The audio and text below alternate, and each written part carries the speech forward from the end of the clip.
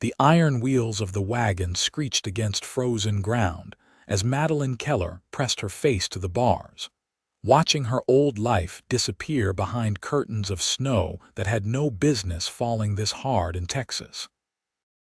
December 1883 had brought a freak blizzard to the Texas Panhandle, and with it came Madeline's new reality.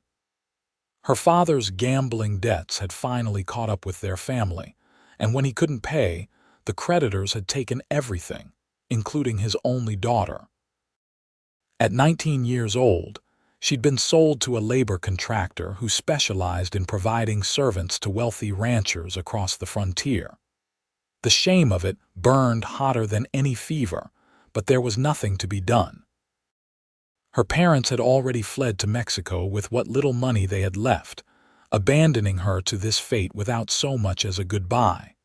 The wagon driver, a man who smelled of whiskey and cruelty, hadn't spoken to her since they left Fort Worth 3 days ago. She was cargo, nothing more. Her hands were raw from gripping the cold bars, her body aching from the constant jostling.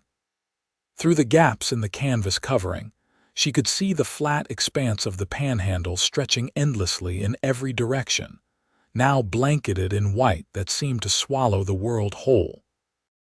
When they finally rolled into Amarillo just after noon, the town looked like something from a fever dream. Buildings lined the main street, their wooden facades dusted with snow that had drifted against doorways and hitching posts. Horses stood with their heads down, ice clinging to their manes. People hurried between structures, bundled in coats and scarves, their breath creating clouds in the frigid air. The wagon stopped outside a large general store, and the driver climbed down without a word. Madeline heard voices, the exchange of papers, the clink of coins. Her stomach twisted. She was being transferred like livestock, her value reduced to whatever sum changed hands in that moment. The back of the wagon opened, and rough hands grabbed her arm. "Out," the driver grunted. She stumbled into the snow, her thin dress and worn coat providing almost no protection against the bitter wind. A man in a fine suit looked her over with calculating eyes, the kind of examination one might give a horse before purchase. "She looks half frozen," the man said. "This the one for the Quinn Ranch?" "That's what the papers say," the driver replied, shoving a document toward him. The suited man sighed. "Warren Quinn ordered a housekeeper for his mother, not a frozen corpse. Get her inside before she dies on my doorstep." Madeline was ushered into the general store, where a pot-bellied stove radiated blessed warmth. She wanted to collapse beside it, to let the heat seep into her bones, but the suited man was already speaking again. "The Quinn Ranch is about 10 miles northwest of here. Someone will need to take her out there once this storm passes." "Storm's supposed to break by evening," said a voice from near the stove. "I can take her out if the price is right." The suited man waved dismissively. "Quinn already paid for delivery. You want the job, it's yours. Just make sure she arrives in one piece." Madeline stood there, dripping melted snow onto the wooden floor, feeling the eyes of everyone in the store on her. Shame and anger warred in her chest. She'd been raised to believe she had value, that her life meant something. Her mother had taught her to read and write, skills that were supposed to help her find a good husband, build a decent life. Instead, here she was, being discussed like a piece of furniture. The man who'd volunteered to transport her stood up from his position by the stove. He was older, maybe 50, with a weathered face and kind eyes. "Name's Henry," he said, directing his words to Madeline for the first time since she'd entered. "I work at the Quinn place. Been in town picking up supplies. You look like you could use some food before we head out." It was the first kindness anyone had shown her in days, and it nearly broke her. She managed a nod, not trusting her voice. Henry bought her a bowl of stew from the store's small kitchen area and sat with her while she ate. He didn't pry, didn't ask questions she couldn't bear to answer. He just let her eat in peace, occasionally mentioning something about the ranch or the Quinn family. "Mrs. Quinn is getting on in years," Henry said quietly. "Her son Warren runs the ranch now. It's a good spread, several thousand acres. They run cattle mostly, some horses. Warren's a fair man from what I've seen. Works hard, treats his people decent." Madeline wanted to ask what decent meant when you were talking about someone who just purchased another human being's labor, but she bit her tongue. Anger wouldn't help her now. She needed to survive, to figure out how to escape this situation, and that meant keeping her head down and her mouth shut. By late afternoon, the snow had stopped, and the sky was clearing to reveal a pale winter sun. Henry loaded her into a supply wagon, this one at least having a proper seat and some protection from the elements. The ride out to the Quinn ranch took nearly 2 hours through snow that had drifted deep in places.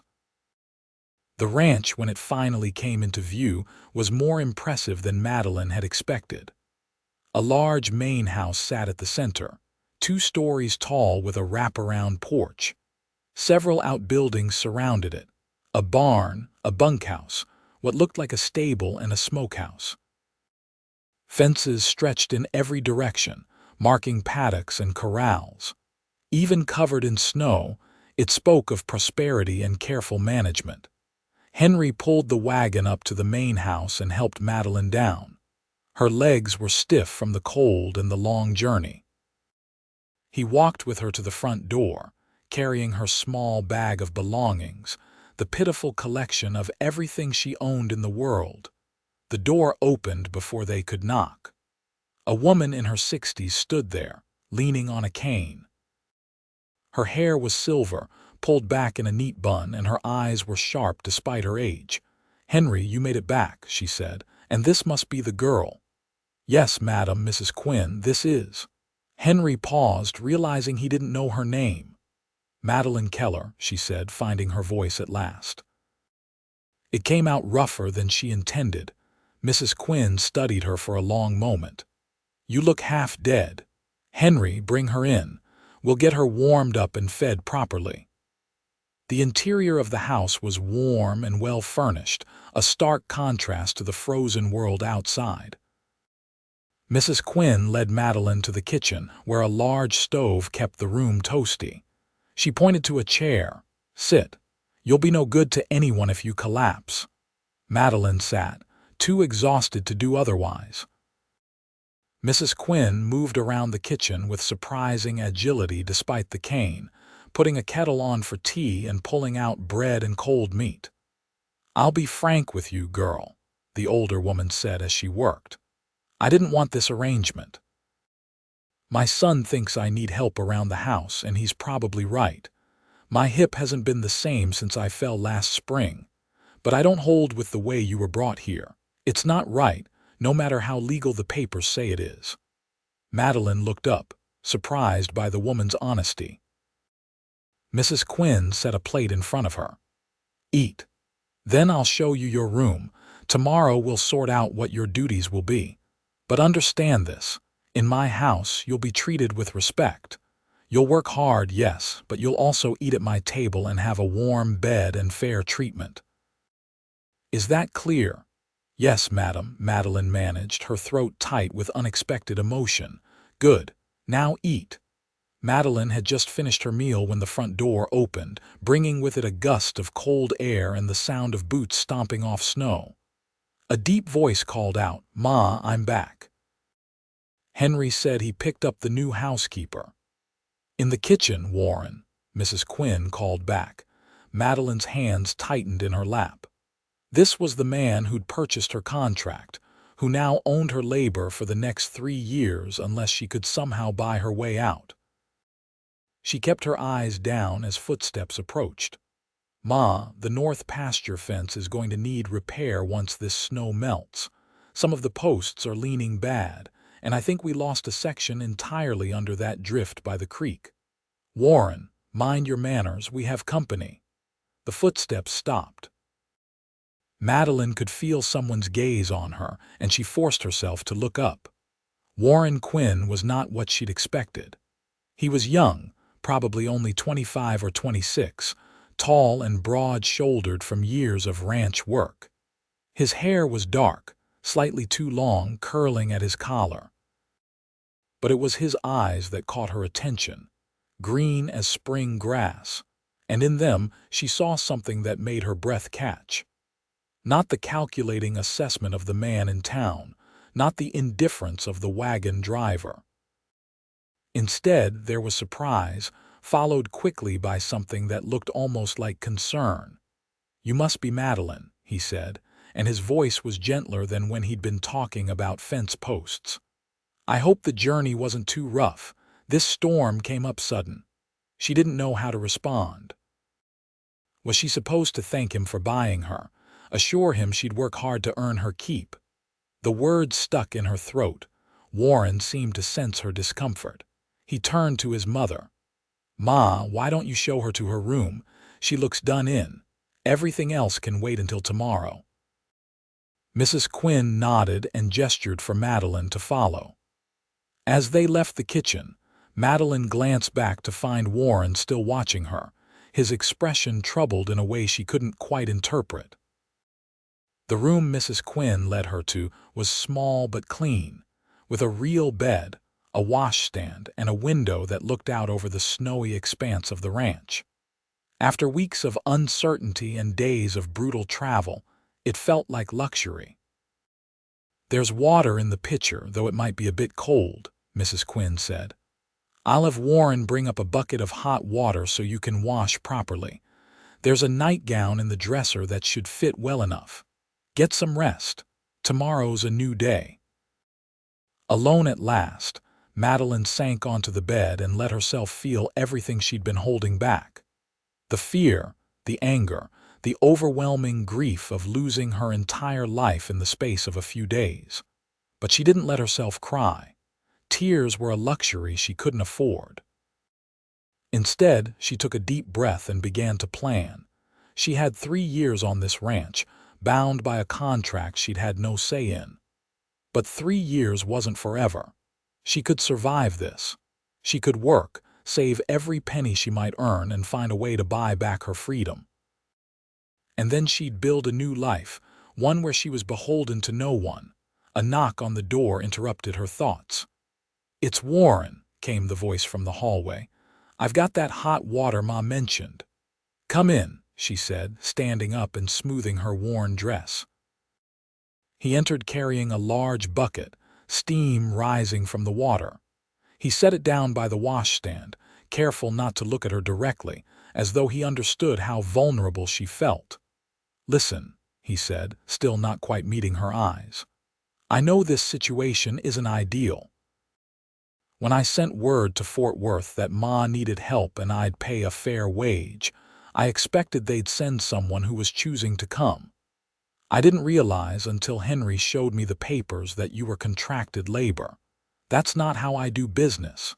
Madeline stared at him. "What are you saying?" "I'm saying that I'll honor the contract because it's legal and it's signed, but I want you to understand something." He finally met her gaze, and the intensity there made her take a step back. "You're not a servant in this house. You're here to help Ma, yes, and I'll expect you to work for your keep. But you'll be paid a wage same as any other worker on this ranch, and at the end of 3 years, you'll have enough saved to do whatever you want with your life. That's a promise." She wanted to believe him, but trust was a luxury she'd lost along with everything else. "Why would you do that?"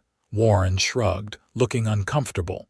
"Because it's the right thing to do. Because my father, God rest him, raised me to believe that every person has value, regardless of their circumstances. And because I can see in your eyes that you're scared and angry and doing your damnedest not to show it. That takes strength, and strength deserves respect." He left before she could respond, closing the door quietly behind him. Madeline stood there for a long moment, her mind whirling. Then she turned to the hot water and began to wash away the grime of her journey, letting his words settle into her thoughts like snow gathering on the ground, slow and steady and potentially transformative. Morning came cold and clear. Madeline woke to the sound of roosters and the low of cattle in the distance. For a moment, she forgot where she was, and then reality came crashing back. But alongside the familiar weight of her situation came the memory of Warren's words from the night before. She didn't know if she could trust them, but they were at least a small comfort. She dressed in her cleanest dress, though it was still worn and patched in places, and made her way downstairs. The smell of coffee and frying bacon led her to the kitchen, where Mrs. Quinn was already up and working at the stove. "Good morning," the older woman said. "There's coffee on the table. Pour yourself a cup and then you can help me with breakfast. Warren and the hands will be in soon, and they eat like a plague of locusts." Madeline poured coffee and joined Mrs. Quinn at the stove. The older woman showed her where things were kept and explained the morning routine. "We feed the ranch hands at 6 every morning. Warren usually eats with them in the bunkhouse, but sometimes he takes his meals here with me. Lunch is at noon, dinner at 6 in the evening." They worked together in comfortable silence, Madeline following instructions and trying to make herself useful. By the time the food was ready, she'd started to feel slightly less like a stranger in a foreign land. Warren came in just as they were setting everything on the large kitchen table. He was dressed for work, his clothes practical and well-worn, his boots still dusted with snow from the morning chores. "Smells good, Ma," he said, then nodded to Madeline. "Morning." "Good morning," she replied, her voice steadier than it had been the night before. They sat down to eat, and Madeline found herself in the strange position of sharing a meal with the man who technically owned her contract. But Warren didn't act like a master. He asked his mother about her hip, mentioned that the temperature was supposed to rise today, and the snow would start melting, talked about plans for the ranch in the coming weeks. "Madeline," he said, startling her out of her thoughts. "Ma's going to need help with the household tasks, but I don't want you overworking yourself. If she starts giving you too much to do, you come tell me directly." Mrs. Quinn snorted. "I'm not some kind of tyrant, Warren. Didn't say you were. Just want to make sure everyone's clear on expectations." He turned back to Madeline. "Also, you'll need warmer clothes. That dress won't cut it when you need to go outside. I'll have Henry take you into town later this week to get you outfitted properly. Put it on the ranch account." Madeline set down her fork. "I can't afford new clothes. Ranch expense," Warren said firmly. "Can't have you freezing to death on my watch. It's practical, not charity." She wanted to argue, but the look in his eyes told her it would be pointless. And truthfully, she was tired of being cold. "Thank you," she said quietly. After breakfast, Warren headed back out to work, and Mrs. Quinn began showing Madeline the household routine. There was cleaning to be done, laundry to be managed, meals to be prepared. It was hard work, but no harder than what Madeline had done growing up. Her family might have fallen on hard times, but before that, she'd been taught to keep a house properly. As they worked, Mrs. Quinn talked, sharing stories about the ranch and her late husband, about Warren and how hard he'd worked to keep the place running after his father died 5 years ago. "He was only 21 when Thomas passed," Mrs. Quinn said as they folded laundry together. "Barely more than a boy himself, but he stepped up, learned everything he needed to know, and turned this ranch into one of the most successful operations in the Panhandle. He's a good man, my Warren. Too good sometimes. He sees the best in people even when he shouldn't." Madeline wondered if that's what Warren saw when he looked at her. The best, or just potential. Either way, it was more than most people had offered her lately. The days began to settle into a rhythm. Madeline worked alongside Mrs. Quinn, learning the ins and outs of running the household. The older woman was demanding but fair, and she had a dry sense of humor that sometimes caught Madeline off guard. Warren was often out working the ranch, but when he was around the house, he was unfailingly polite and respectful. A week after her arrival, true to his word, Warren had Henry drive Madeline into Amarillo to get her outfitted with warmer clothes. The general store had a decent selection, and with Warren's instructions to get her whatever she needs, Henry made sure she left with 2 warm dresses, a proper winter coat, sturdy boots, and various undergarments that made her blush to purchase in front of the older man. "Mr. Quinn said to make sure you were taken care of," Henry said as they loaded the packages into the wagon. "He's particular about his people being comfortable." His people. The phrase sat uncomfortably with Madeline, a reminder of her status. But at the same time, there was something almost protective in the way Warren seemed to approach his responsibilities. It confused her, this mixture of ownership and respect. On the ride back to the ranch, Henry cleared his throat. "I know it probably doesn't mean much, coming from me," he said. "But you landed in a good place, all things considered. Warren Quinn is one of the fairest men I've ever worked for, and Mrs. Quinn, well, she's got a heart bigger than Texas, even if she hides it behind that stern exterior." Madeline looked out at the landscape passing by. The snow was melting, leaving the ground muddy and treacherous. "Why did Mr. Quinn buy my contract if he doesn't believe in contracted labor?" Henry was quiet for a moment. "I think he didn't realize what he was getting into. He just knew his ma needed help and he wanted to provide it. When he saw those papers, saw how you'd been treated, I think it bothered him more than he let on. Warren's got a strong sense of right and wrong. Always has." That evening, Madeline was in the kitchen preparing dinner when Warren came in, looking exhausted. He'd been out since before dawn, helping to pull a cow out of a half-frozen creek. His clothes were muddy and wet, and he was shivering. "Your mother's resting upstairs," Madeline said. "You should go change before you catch your death."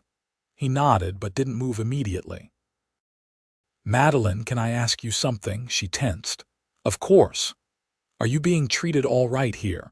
I mean really all right. Ma can be a bit much sometimes, and I know the work is hard." The genuine concern in his voice caught her off guard. "I'm being treated better than I have been in months," she admitted. "Your mother is firm but kind. The work is honest. It's more than I expected." Something in his expression eased. "Good, that's good. If anything changes, if anyone gives you trouble, you come directly to me. Understood?" "Why do you care?" The question was out before she could stop it. Warren looked at her for a long moment, his green eyes thoughtful. "Because you're a person, not property. Because what happened to you wasn't fair, and I can't change that, but I can at least make sure your time here is decent. And because—" He paused, seeming to struggle with his words. "Because when I look at you, I don't see a servant. I see someone who's been dealt a bad hand but who's facing it with more courage than most people could manage. That deserves respect." He left her then, heading upstairs to change, and Madeline stood in the kitchen with her heart beating too fast and her mind spinning. No one had spoken to her like that in so long, like she mattered, like she was more than her circumstances. Winter deepened into January. The work continued, day after day of cooking and cleaning and helping Mrs. Quinn with the 100 tasks that kept a household running. But in the evenings, when the work was done, Mrs. Quinn began inviting Madeline to sit with her and Warren in the parlor.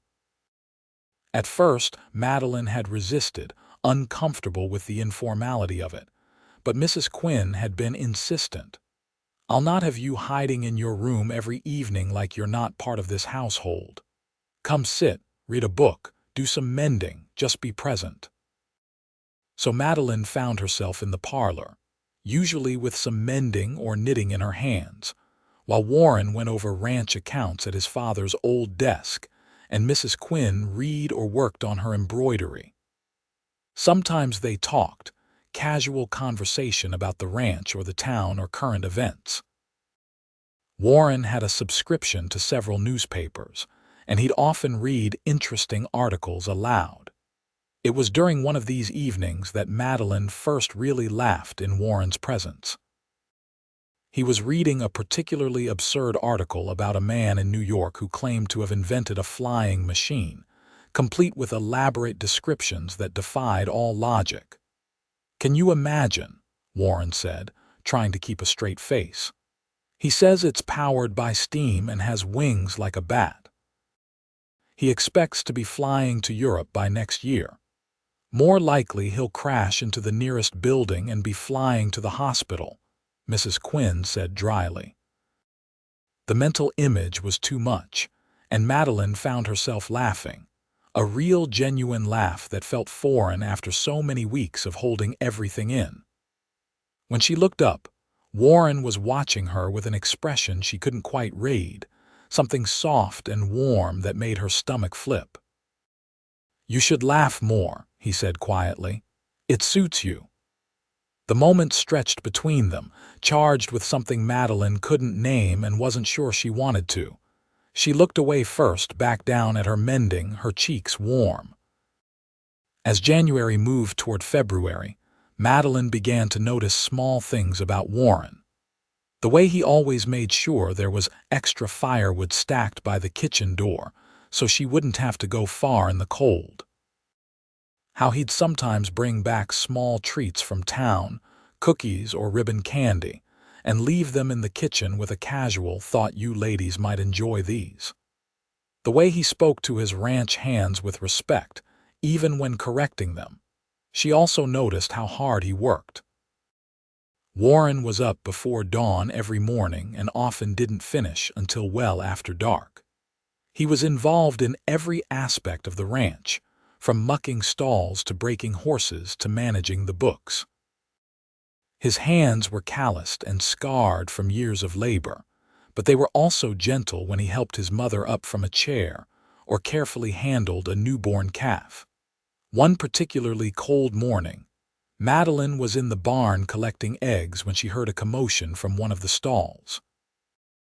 She peeked over to see Warren working with a young horse, speaking to it in low, soothing tones. The horse was clearly agitated, dancing and tossing its head, but Warren never raised his voice or made any sudden movements. "Easy now," he was saying. "Nobody's going to hurt you. Just need to check that leg, make sure you didn't injure yourself on that fence." The horse gradually calmed under his steady presence, and Warren was able to examine a cut on its foreleg. He cleaned and bandaged it with practiced efficiency, all the while continuing to talk to the animal in that same calm voice. Madeline realized she'd been standing there watching for several minutes. As if sensing her presence, Warren looked up and caught her eye. He smiled, that easy, warm smile that always seemed to chase away some of the cold inside her. "Morning," he said. "This is Juniper. She's a beauty but has a tendency to get herself into trouble."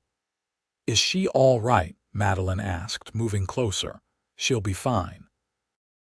Just a scratch from being where she shouldn't have been." He patted the horse's neck affectionately. "Do you know much about horses?" "Not really. My father had a horse once, but we had to sell it when times got hard." Warren's expression turned thoughtful. "Would you like to learn?" "How to handle them, I mean. It's good knowledge to have out here." Madeline hesitated. Learning about horses felt like something beyond her duties, like crossing a line from servant to something else. But the offer was tempting. "I wouldn't want to take up your time." "You wouldn't be. I enjoy teaching, and you're smart. I can tell from the way you pick up everything Ma shows you." He led Juniper back to her stall and secured her, then turned back to Madeline. "Think about it. Offer stands whenever you're ready." Over the next few weeks, Madeline found herself accepting that offer. In the early mornings, before the household work became demanding, Warren would spend time with her in the barn or the corrals, teaching her about horses, how to approach them, how to read their body language, how to handle them safely. Horses are like people, he explained one morning as they stood in the corral with a gentle mare named Daisy. They all have different personalities. Some are brave, some are nervous, some are stubborn as all get out. The key is learning to work with their nature, not against it. Madeline reached out to stroke Daisy's neck, marveling at the warmth and strength of the animal. She's beautiful, she is, and she's got a good temperament. Would you like to try riding her? The idea both thrilled and terrified Madeline. I don't know how. That's what I'm here for. Warren's smile was encouraging. I'll lead her, keep her at a walk. You'll be perfectly safe. With Warren's help, Madeline mounted Daisy and found herself sitting higher than she'd ever been, except maybe in a wagon. The world looked different from up here. Warren took the lead rope and began walking Daisy around the corral, maintaining a steady, slow pace. How does it feel? He called up to her. Strange, Madeline admitted, but good. You're a natural. Look how straight you're sitting, how relaxed. Some people tense up so much the horse can't help but respond to it. They continued these morning lessons, and Madeline found herself looking forward to them in a way that both pleased and worried her. She was starting to care about Warren's opinion of her, starting to feel something that went beyond gratitude or respect. When he smiled at her, her heart did strange things. When his hand steadied her as she dismounted, the warmth of his touch lingered long after he'd stepped away. It was dangerous, she knew. She was here because of a contract, because circumstances had forced her into servitude. Any feelings beyond professional respect were foolish. Warren was her employer, the man who held her contract. Even if he treated her kindly, even if he seemed to see her as more than a servant, the fundamental inequality remained. But the heart, Madeline was learning, didn't always listen to logic. One morning in late February, Madeline came down to find Mrs. Quinn moving slowly, her face tight with pain. "It's my hip," the older woman said through gritted teeth. "Some days are worse than others. This is one of the bad ones. You should rest," Madeline said firmly. "I can manage the household for a day. Child, there's too much work for one person. Then I'll prioritize. The important things will get done, and the rest can wait." Madeline helped Mrs. Quinn back to her room and settled her in bed with a hot water bottle and some willow bark tea for the pain. She spent the day doing everything she could manage on her own. The cooking, the essential cleaning, caring for the chickens. What she couldn't get to would simply have to wait. When Warren came in for lunch, she was elbow-deep in bread dough, her face flushed from the heat of the kitchen. "Where's Ma?" he asked immediately. "Her hip is bothering her. I sent her to rest." Warren's face clouded with concern. "Is she all right? Should I fetch the doctor?" "I don't think it's that serious. She said some days are just worse than others, but she needs to stay off it for a day or two." He nodded slowly, then looked around the kitchen, taking in the evidence of a full morning's work. "You've been handling everything yourself. I'm managing." "That's too much for one person," he thought for a moment. "I'll send one of the ranch hands' wives over to help for the next few days. Rosie Martinez is good with household work, and she could use the extra income." "I can manage," Madeline protested. "I know you can, but you shouldn't have to." Warren moved closer, and Madeline was acutely aware of how she must look, covered in flour and sweat. "You take on too much, Madeline. It's all right to accept help." The gentleness in his voice made her throat tight. "I'm not used to being the one receiving help. Maybe it's time to get used to it." True to his word, Warren arranged for Rosie Martinez to come help with the household work while Mrs. Quinn recovered. Rosie was a cheerful woman in her 30s with 4 children of her own and a seemingly endless supply of energy. She and Madeline quickly fell into an easy working relationship. "Mr. Quinn is a good man," Rosie said as they worked together in the kitchen one afternoon. "My husband Diego has worked for him for 3 years now.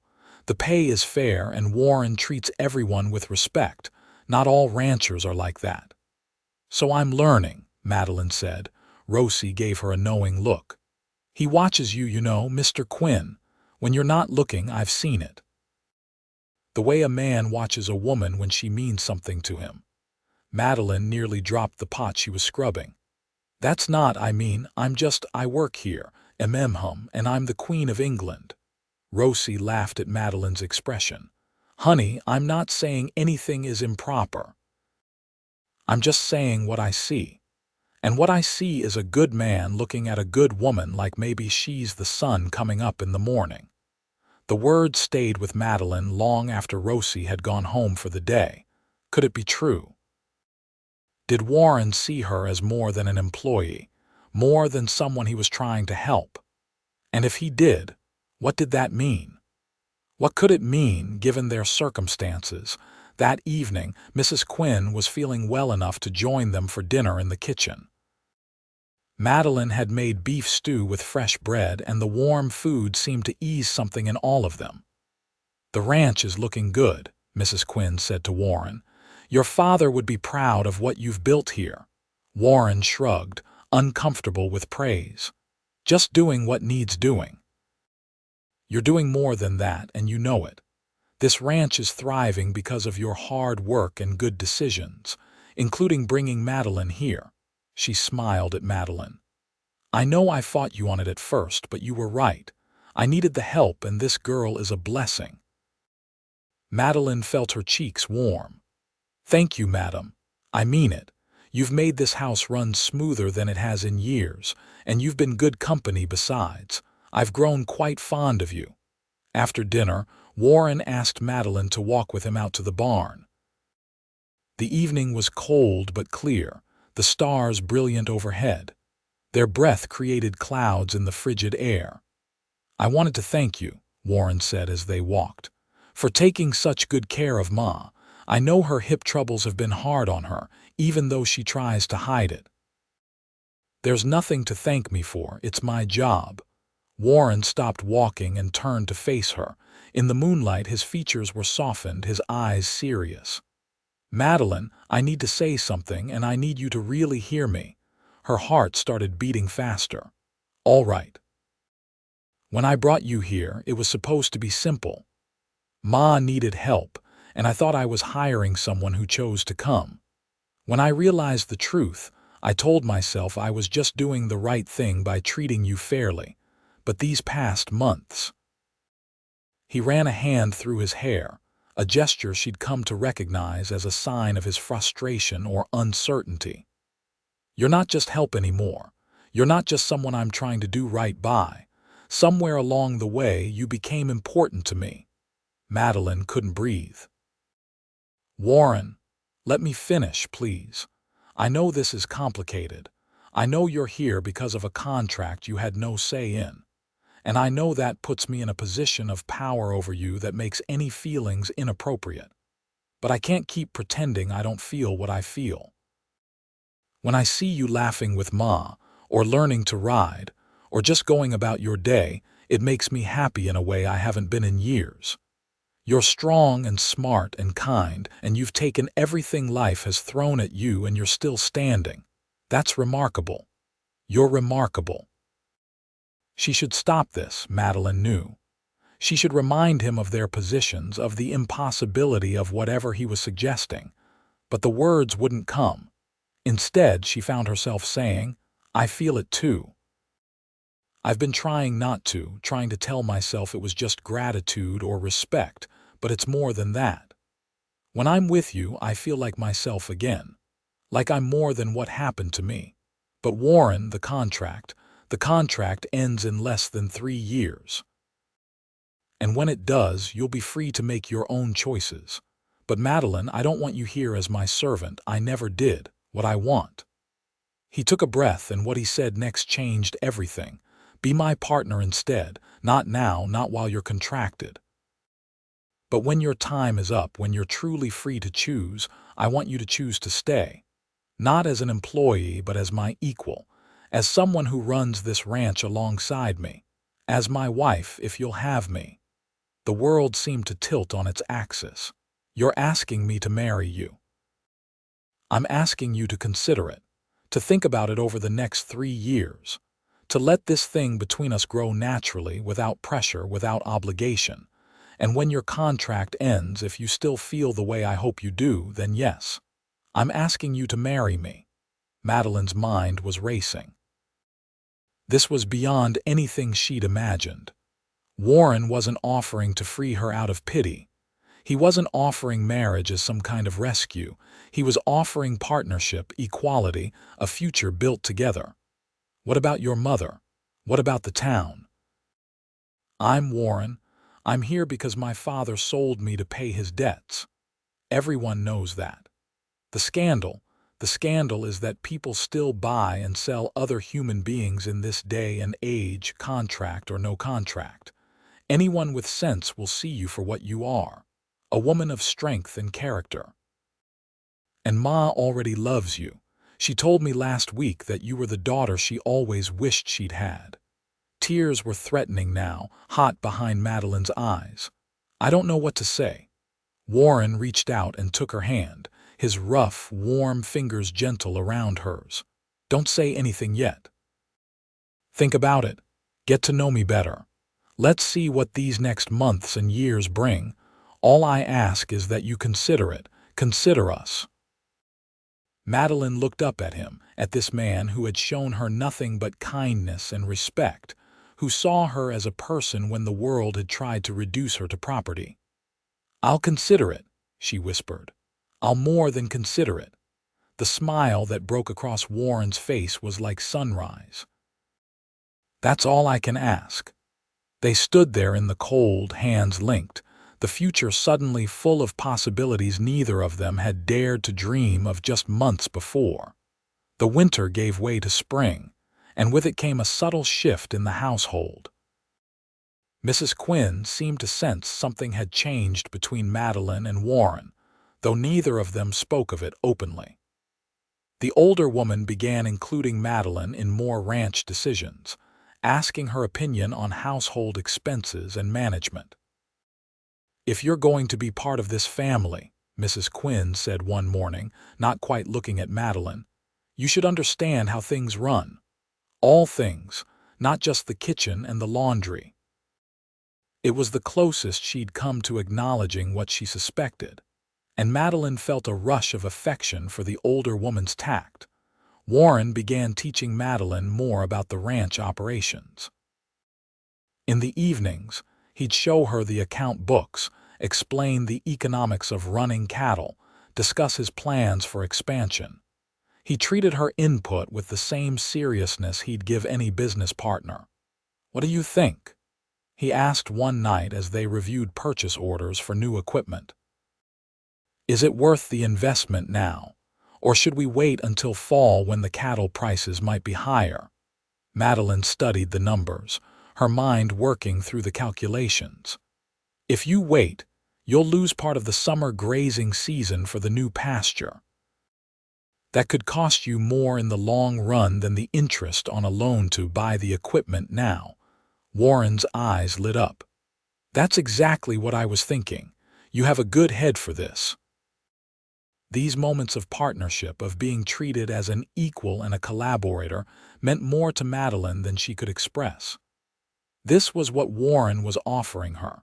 Not just a place in his home, but a place in his life, his work, his future. In May, disaster struck. A late-season storm brought lightning that ignited one of the outer pastures. Warren and his ranch hands fought the fire for hours, beating back flames and digging fire breaks. Madeline and Mrs. Quinn worked to keep water and food coming for the firefighters, their own fear held in check by necessity. When it was finally over, they'd lost about 20 acres of grazing land and part of the southern fence line. No one was seriously hurt, but Warren came back to the house at dawn, covered in soot and ash, his eyes red from smoke. Madeline met him at the door with water and clean cloths. Without thinking, she reached up to wipe the soot from his face, her touch gentle. Warren's hand came up to cover hers, holding it against his cheek. "I was worried," she admitted softly. "I'm all right. We all are, thanks to good luck and hard work." He was studying her face. "You were worried about me specifically." "Of course I was. Warren, if something had happened to you." She couldn't finish the sentence. "Hey." He brought his other hand up to cup her face. "I'm fine. We're fine. But Madeline, the fact that you were worried, that means something." "It means I care about you," she said, abandoning all pretense. "It means that somewhere in these past months, caring turned into something deeper. It means I've fallen in love with you, even though I told myself I shouldn't, even though it complicates everything." Warren's expression transformed, joy and relief washing over his tired features. "Say that again." "I love you. I don't want to wait 3 years to tell you that. Life is too uncertain and you deserve to know." He leaned down, his forehead resting against hers. "I love you too. God, Madeline, I love you so much. These past months of keeping my distance, of being proper and patient, have been torture. But I wanted to do this right. I wanted you to feel free to make your own choice. I'm making it. I'm choosing you, Warren. I'm choosing us." This time, when he kissed her, it was gentle and full of promise. Behind them, from the doorway to the kitchen, came a discreet cough. They broke apart to find Mrs. Quinn watching them with poorly concealed amusement. "I'll just mention," she said dryly, "that you're both filthy and on my clean porch. Warren, go get yourself cleaned up. Madeline, come help me with breakfast. We can plan a wedding while we cook." "Ma," Warren protested, "we haven't even, I need to do this properly. You love her, she loves you, and I'm not getting any younger. I'd like to see grandchildren before I die." "Now stop standing there gaping and go wash up." Warren looked at Madeline, a question in his eyes. She laughed, really laughed, the sound full of joy and possibility. "I think your mother just proposed for you." "Is that a yes?" he asked, grinning. "That's a yes." The next few weeks were a whirlwind of planning and preparation. Warren insisted on doing things properly, despite his mother's impatience. He had the contract officially dissolved, paying off the remaining time and ensuring that Madeline was legally free. It cost him a significant sum, but he wouldn't hear any argument. "I want there to be no doubt," he said firmly. "When we marry, it will be because you're choosing me of your own free will, with nothing binding you here but love."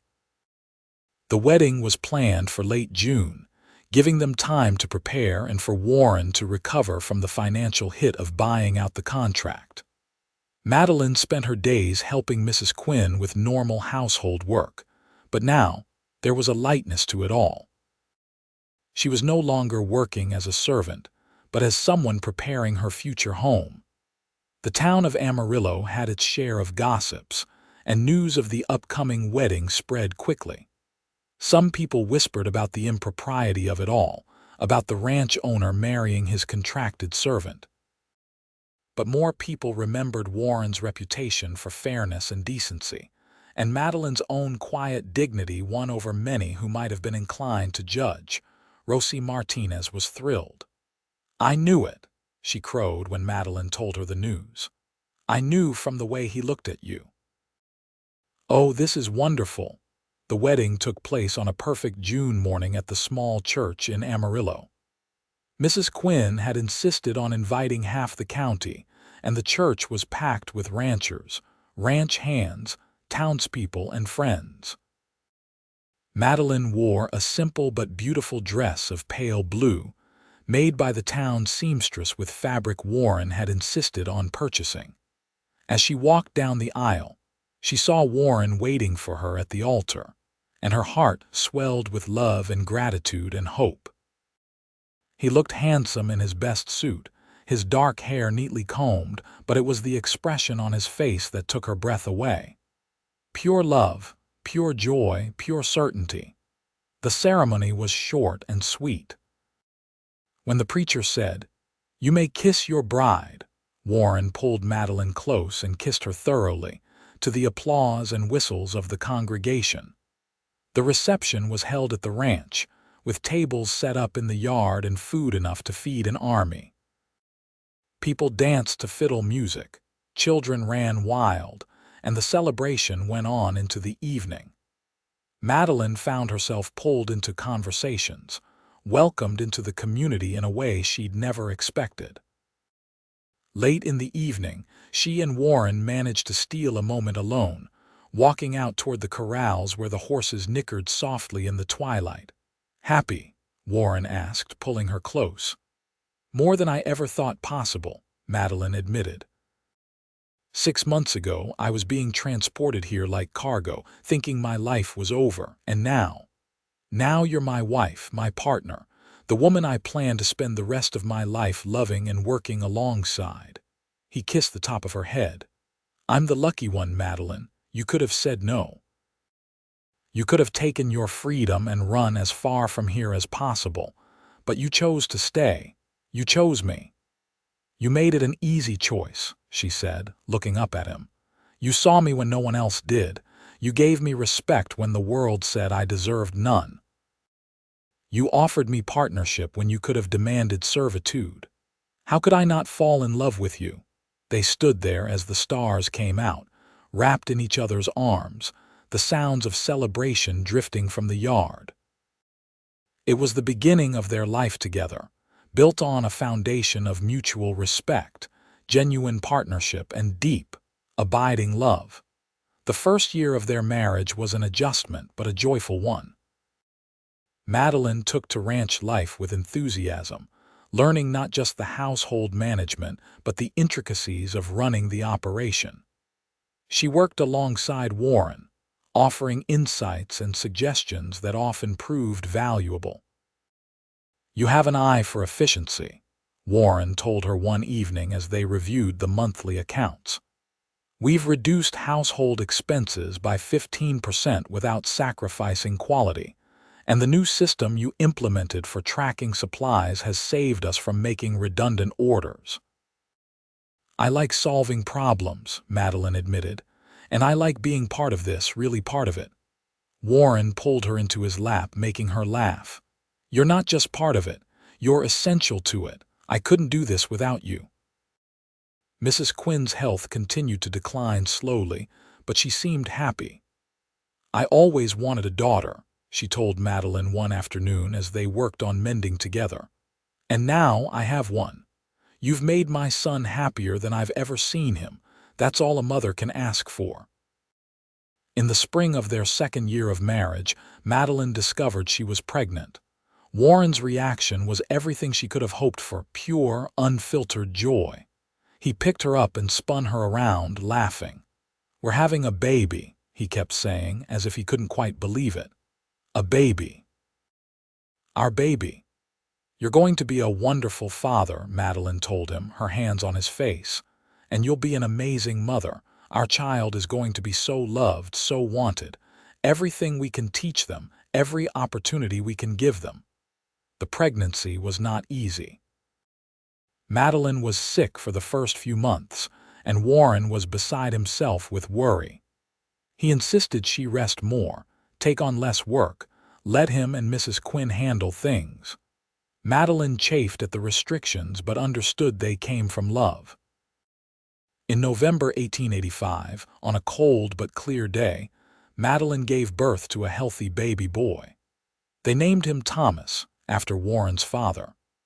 Warren cried when he held his son for the first time, tears streaming down his face as he marveled at the tiny, perfect human they'd created. "He's beautiful," Warren whispered. "Madeline, he's perfect. Thank you for this gift." Mrs. Quinn doted on her grandson, spending hours rocking him and singing old songs. "He has the Quinn eyes," she said proudly, "green as grass, just like his father and grandfather." As Thomas grew from infant to toddler, the ranch continued to prosper. Warren's careful management and Madeline's keen insights created a thriving operation. They expanded their holdings, buying adjacent land when it became available. They improved their breeding stock, bringing in better bulls that produced calves that sold for premium prices. But more than the business success, they built a life rich in love and partnership. They made decisions together, disagreed sometimes but always with respect, and supported each other through the challenges that ranching inevitably brought. When Thomas was 3, Madeline became pregnant again. This time the pregnancy was easier, and in early 1889 they welcomed a daughter they named Catherine, after Madeline's mother. She had her mother's dark hair and delicate features, and Warren was instantly wrapped around her tiny finger. "I'm in trouble," he said, holding his daughter while she gazed up at him with wide eyes.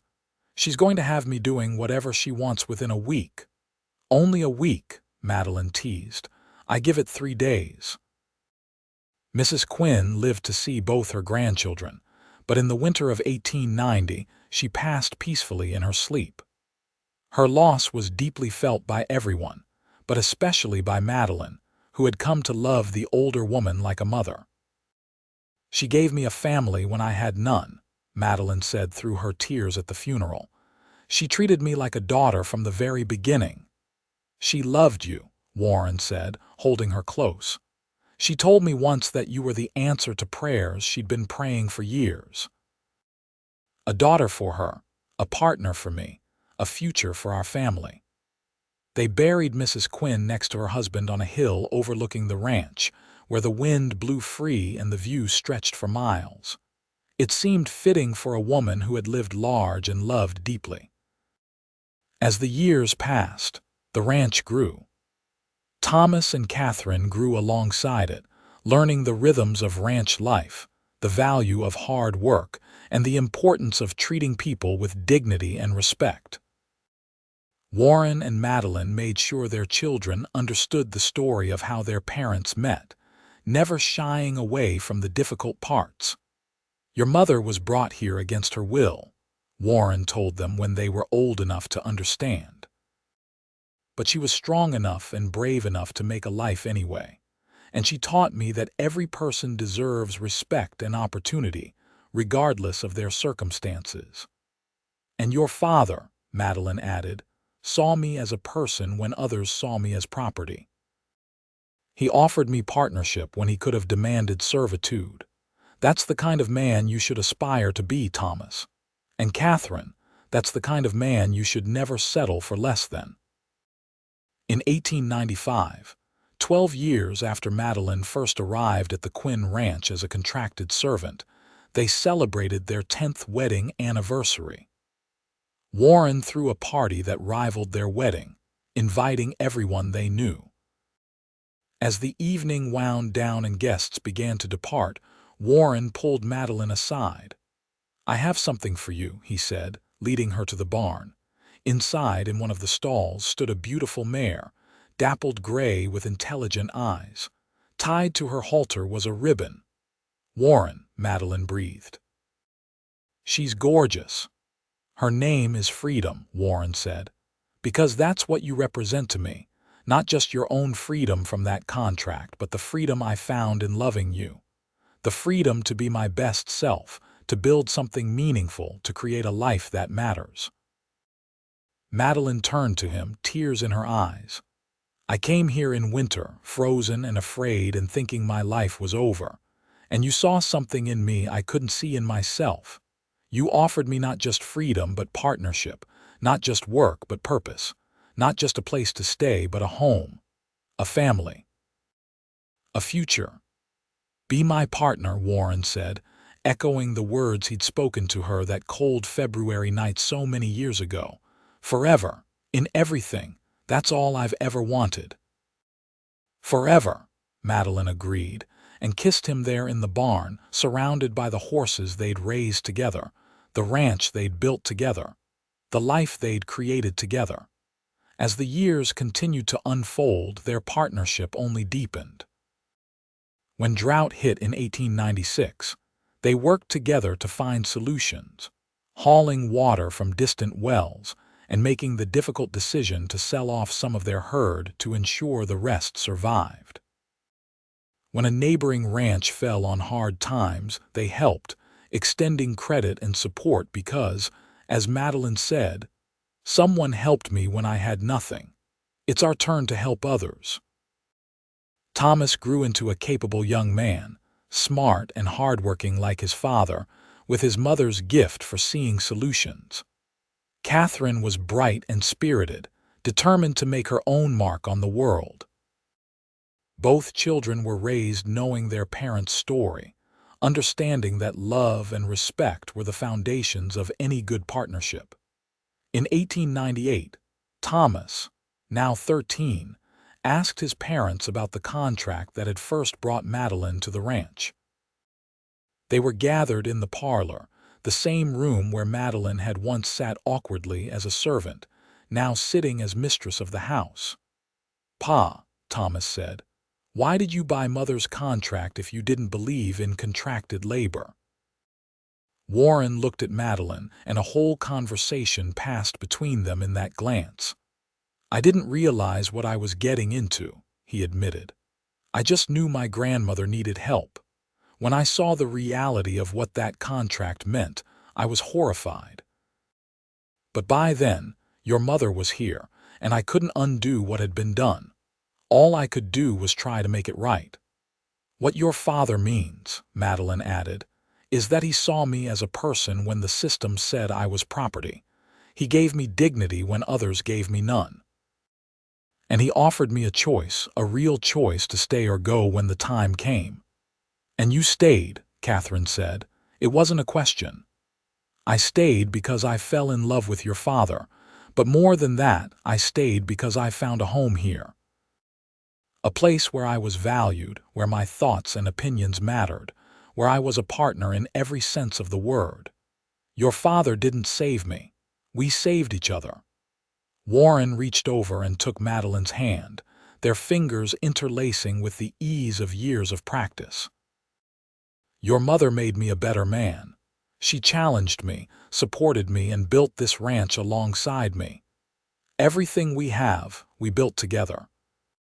In the early years of the new century, as 1900 turned to 1901, Warren and Madeline found themselves in their early 40s, looking back on nearly 20 years of marriage with satisfaction and forward to the future with hope. The ranch was more prosperous than ever. Thomas was preparing to take on more responsibility, showing a natural aptitude for the work. Catherine had expressed an interest in studying to be a teacher, and Warren and Madeline supported her ambitions fully. One evening, as they sat on the porch watching the sunset paint the Texas sky in shades of gold and crimson, Warren pulled Madeline close. "You ever think about that winter?" he asked. "When you first arrived, sometimes," Madeline admitted, "it feels like another life, another person. You were so scared, so angry, though you tried to hide it. I saw it in your eyes that first day. I thought my life was over. I thought I'd become nothing more than a servant, bound to a place and people I didn't know, with no hope of anything better." Warren pressed a kiss to her temple. "And now I know that sometimes endings are really beginnings. That winter brought me here as a servant, but you saw me differently. You said be my partner instead, and you meant it. You gave me everything I thought I'd lost: freedom, dignity, purpose, love. You gave me a home and a family. You gave me a life worth living. You gave me all of that too," Warren said softly. "A partner in truth, not just in name, a love that stood the test of time. A family we built together. Every day with you is a gift, Madeline." They sat in comfortable silence as the stars began to emerge, the sounds of the ranch settling in for the evening all around them. Inside, they could hear Thomas and Catherine laughing about something, and the sound made them both smile. "We did good," Madeline said. With the ranch, with our kids, with this life we built. We did great, Warren corrected. And we're not done yet. We've got years ahead of us, years to keep building, keep growing, keep loving. Madeline turned to look at him. This man who had seen her truly when others saw only her circumstances, who had offered her partnership when the world said she deserved servitude, who had loved her with a steady, enduring love that had carried them through everything life threw their way. I love you, Warren Quinn. I loved you that winter when I was afraid to admit it even to myself. I loved you when we stood before the preacher and made our vows. I loved you when we welcomed our children into the world. I love you now, and I'll love you all the years we have left. I love you too, Madeline Quinn. From that first day when I saw you in the kitchen, scared and defiant and brave, I started falling. I've never stopped. I never will. As night settled fully over the ranch, they remained on the porch, wrapped in each other's arms, surrounded by the life they'd built together from the most unlikely of beginnings. Winter had brought her as a servant, but love had made her a partner, a wife, a mother, a ranch owner, and most importantly, a woman who had reclaimed her freedom and used it to build something beautiful. The story that had begun in cold and fear had transformed into one of warmth and love, of partnership and respect, of a shared life built on mutual trust and genuine affection. It was a love story for the ages, born in the Wild West, forged in hardship, and tempered by time into something unbreakable. And as they finally headed inside, hand in hand, ready to greet whatever tomorrow might bring, they knew with absolute certainty that they had found in each other exactly what every soul hopes for: a true partner, a genuine love, and a home that was built not just of wood and stone, but of shared dreams, mutual respect, and an abiding love that would last until their final days. The years continued to roll forward, bringing with them the joys and challenges that life on a Texas ranch demanded. Thomas took on more and more responsibility, proving himself as capable as his father. On his 20th birthday in 1902, Warren officially made him a full partner in the ranch operations, much to Thomas's pride and Madeline's delight. Catherine pursued her dream of teaching, attending normal school in Austin and returning to Amarillo to teach at the local school. She brought the same intelligence and determination to her classroom that her mother brought to the ranch, and she quickly became one of the most respected teachers in the county. In 1905, Thomas married a young woman named Sarah from a neighboring ranch. The wedding was a grand affair, and watching her son take his vows, Madeline found herself thinking of her own wedding day, of how far she'd come from that terrified young woman who'd arrived in chains of debt and desperation. "Our son is married," Warren said, watching Thomas and Sarah dance at the reception. "When did we get old enough for that?"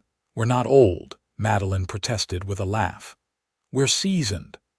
"Seasoned like a good cast iron skillet," Warren agreed, pulling her into his arms. "Better with age." They danced together, moving with the ease of two people who knew each other's rhythms perfectly.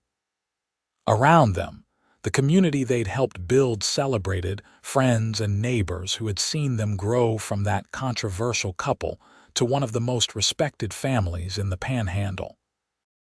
A year later, Thomas and Sarah welcomed their first child, a boy they named Warren after his grandfather.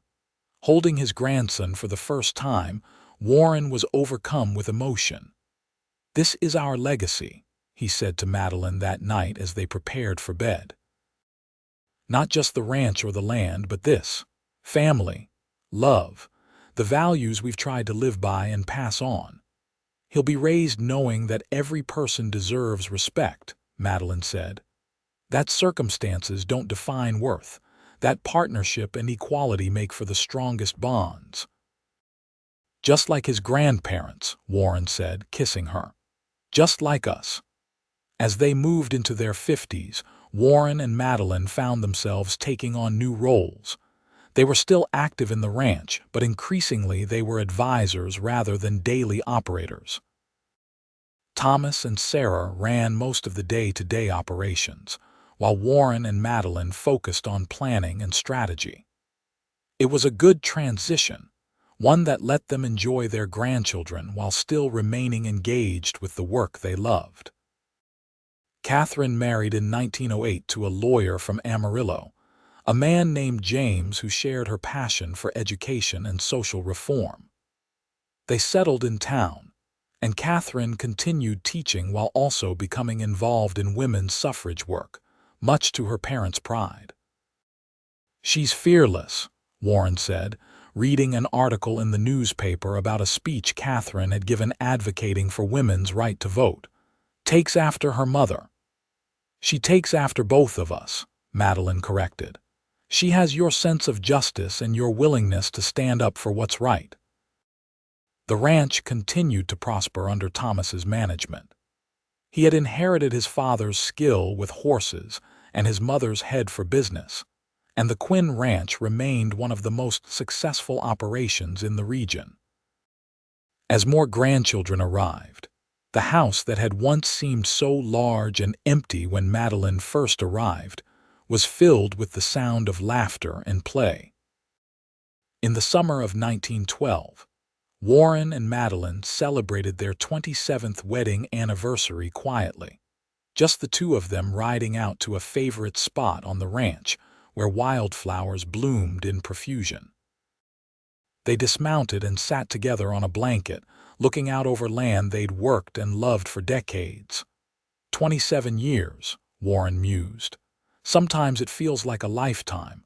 Sometimes it feels like we just got started. "I know what you mean," Madeline said, leaning against him. "I can't imagine my life without you, can't even remember clearly what life was like before you. Before me, you were strong and brave, facing impossible circumstances with courage. Before you, I was surviving. With you, I've been living. There's a difference." Warren turned to her, cupping her face in his weathered hands. Age had marked them both, gray threading through their hair, lines etching their faces, but when he looked at her, he still saw the beautiful young woman who'd first captured his heart in a kitchen covered in flour. "You're still the most beautiful woman I've ever seen," he said. "And I love you more now than I did when we started. I didn't think that was possible, but here we are." "Here we are," Madeline echoed, "still partners, still in love, still building a life together." They made love that afternoon under the Texas sky, their passion tempered by years but no less real, no less meaningful. Afterward, they lay wrapped in each other's arms, content in a way that only comes from a lifetime of shared experiences and mutual devotion. As they rode back to the ranch that evening, Madeline found herself reflecting on the incredible journey her life had taken. From that desperate, freezing girl in a wagon to this, a woman of means and respect, a successful ranch partner, a beloved wife and mother and grandmother. It seemed impossible, and yet it had all flowed from one crucial moment, one choice Warren had made to see her as a person rather than property. "What are you thinking about?" Warren asked, always attuned to her moods. "About how one choice can change everything.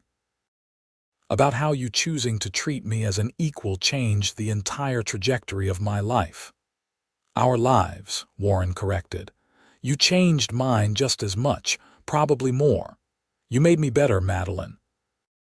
You challenged me to live up to my ideals, to be the man I wanted to be rather than just talking about it." They rode in comfortable silence the rest of the way home, where their family waited. Thomas and Sarah were there with their 3 children. Catherine and James had come out from town with their 2. The house was full of noise and life and love, everything Warren and Madeline had built together. That evening, as the family gathered for dinner, young Warren, now 7 years old, asked his grandmother to tell the story of how she and his grandfather met. It's not always a happy story, Madeline warned. The best stories aren't always happy, Catherine said. But they're true, and they're important. So Madeline told it with Warren filling in his perspective. They told about the winter and the contract, about the fear and uncertainty. They told about the choice Warren made to treat her as an equal, about the partnership that grew into love. They told about the challenges and the triumphs, about building a life and a family from the most unlikely of beginnings. The point, Warren said to his grandchildren, is that how you treat people matters. Every person has value, regardless of their circumstances.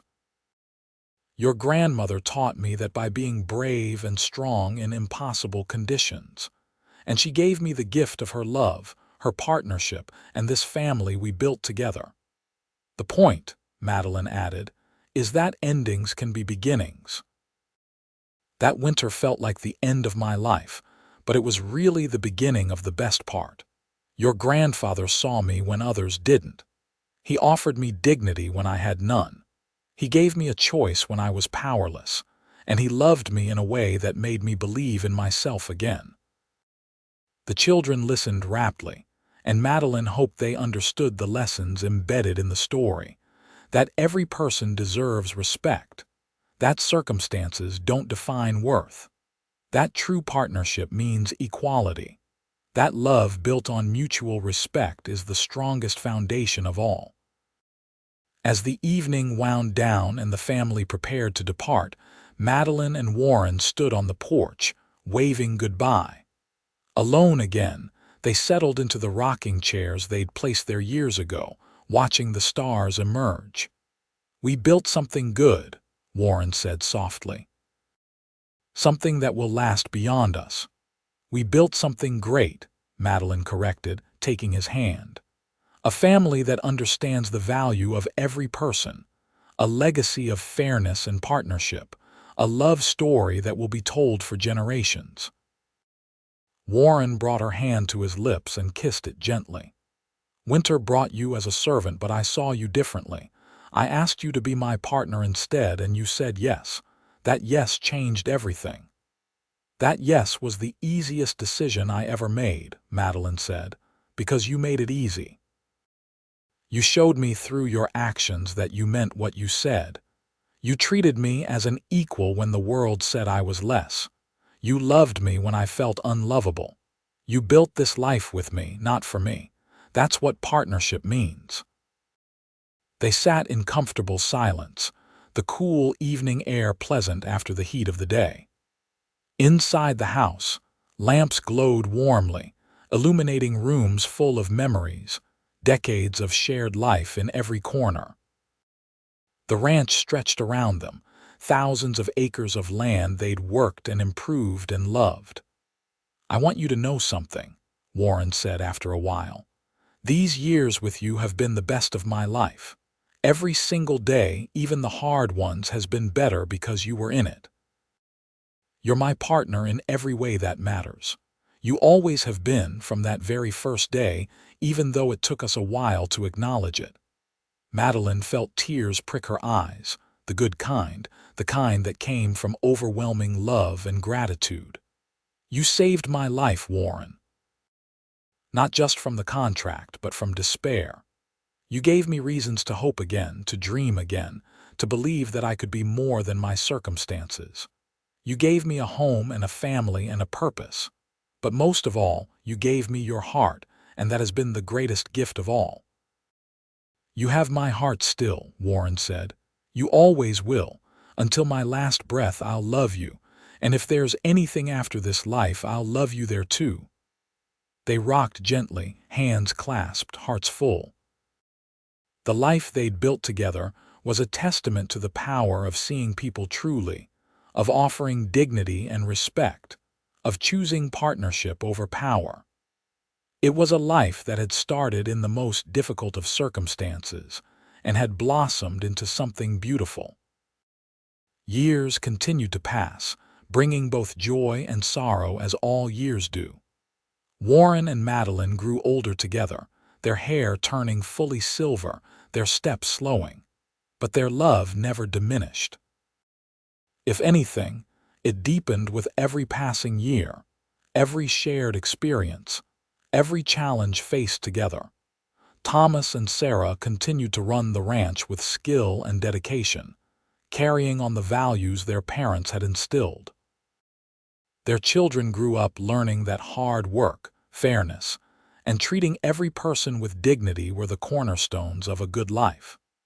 Catherine's work in education and social reform continued, and she became known throughout the state as an advocate for women's rights and educational equality. In 1920, when the 19th Amendment was ratified, giving women the right to vote, Catherine sent her parents a telegram. "We won. Your daughter, the suffragist, thanks you for teaching me that every voice matters. Love you both." Warren and Madeline, now in their 60s, went to the polls together that November, Madeline casting her first vote in a federal election. As they left the polling place, Warren squeezed her hand. "You always had a voice in our partnership," he said. "But I'm glad the rest of the world finally caught up." They were blessed with many grandchildren, and, as the years went on, great-grandchildren. Each new baby was welcomed with joy. Each growing child was taught the family stories and values. The Quinn Ranch remained a symbol of prosperity and fairness, a place where workers were treated well and partnerships were valued. In the spring of 1925, Madeline fell ill. It started as a simple cold but developed into pneumonia. Warren never left her side, sitting by her bed day and night, holding her hand, talking to her even when she was too weak to respond. Their children gathered, and the house was once again full, but this time with worry rather than celebration.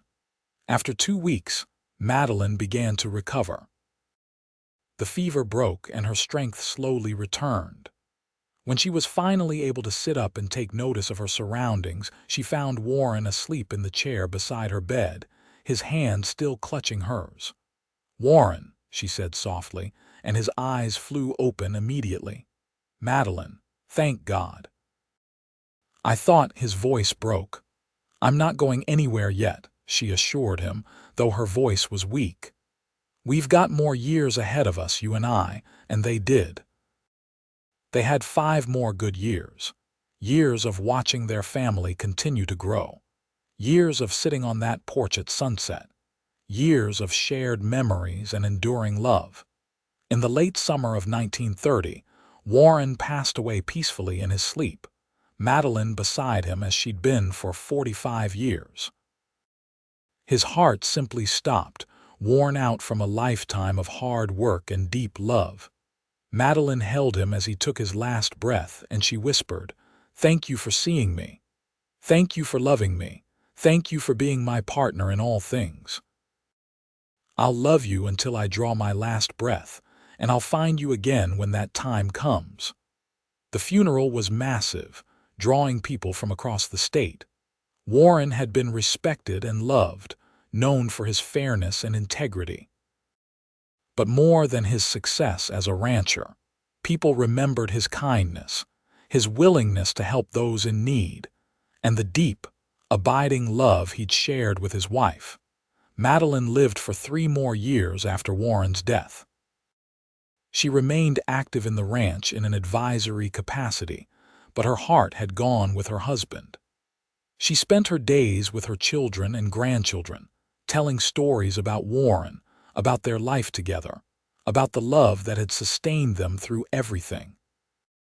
"He saw me when no one else did," she told her great-grandchildren, gathered around her chair in the parlor that had once been so intimidating to her. "He offered me partnership when the world said I deserved servitude. He loved me with a love that was pure and true and lasting." Be that kind of person, children. See people truly. Offer dignity and respect. Choose love over power always. In November 1933, almost exactly 50 years after she'd first arrived at the Quinn Ranch, Madeline passed away in her sleep. She was 89 years old, and she'd lived a full, rich life far beyond anything she could have imagined that frozen winter day so long ago. At her funeral, Thomas stood to speak about his mother. She arrived here as a servant, bound by a contract she didn't choose. But my father saw her differently. He asked her to be his partner instead, and she said yes. That partnership built everything we have today. Not just this ranch, not just our material success, but the values we live by. Mom taught us that circumstances don't define worth, that every person deserves dignity, that partnership and mutual respect are the foundation of any good relationship. She took the worst moment of her life and transformed it into something beautiful. That's her legacy, and it will live on in all of us. They buried Madeline beside Warren on that hill overlooking the ranch, where the wind blew free and the view stretched for miles. On her headstone, beneath her name and dates, they carved the words, "Partner, wife, mother, beloved." She chose love, and love transformed everything. The Quinn Ranch continued for generations, each one carrying forward the values Warren and Madeline had established. The story of how they met, of the cowboy who saw a servant differently and offered partnership instead, became a family legend, told and retold, a reminder that how we choose to see and treat each other matters profoundly. And on quiet evenings, when family gathered at the ranch and sat on that old porch watching the sunset, they could almost feel the presence of Warren and Madeline, that enduring love that had built a dynasty not just of wealth but of character, not just of success, but of significance. Winter had brought her as a servant, but the cowboy saw her differently and said, "Be my partner instead." And in that moment, in that choice, two lives were transformed, a love story for the ages was born, and a legacy was created that would echo through time, a testament to the power of dignity, respect, and true partnership. It was a love that had conquered circumstance, that had transformed hardship into hope, and that had proved beyond any doubt that the most profound changes often begin with the simple act of seeing someone truly and choosing to treat them as the equal they always were. Their love story ended not in death but in triumph, in generations of children raised with their values, in a community that remembered them with affection and respect, and in the eternal truth that real love, built on genuine partnership and mutual respect, never truly dies but lives on in the hearts and lives of those it touched.